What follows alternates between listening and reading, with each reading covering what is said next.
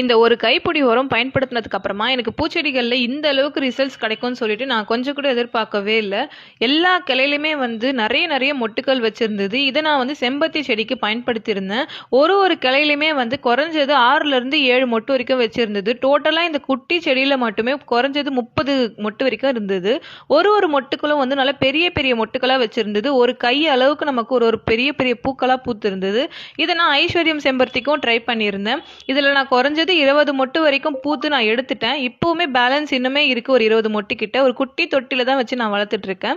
ஆனாலுமே வந்து சூப்பரான ரிசல்ட்ஸாக கொடுத்துருந்தது. அதுக்கு தேவையான இன்க்ரீடியன்ட் 4 இன்க்ரீடியன்ட் தான் தேவைப்படும். வெங்காயத்தோல், பூண்டு தோல், கருவேப்பிலை, இது மூணுத்தையுமே வந்து நல்லா வெயிலில் காய வச்சு எடுத்திருக்கேன். இதை மிக்சி ஜாரில் சேர்த்துட்டு நல்லா ஃபைன் பவுடராக அரைச்சி எடுத்துக்கோங்க. இது கூடவே இன்னும் எஃபெக்டிவ் ஆகிறதுக்காக இந்த ஃபெர்டிலைசரை ஒரு கைப்பிடி அளவுக்கு வர்மி கம்போஸ்ட்டை நான் சேர்த்துக்கிறேன்.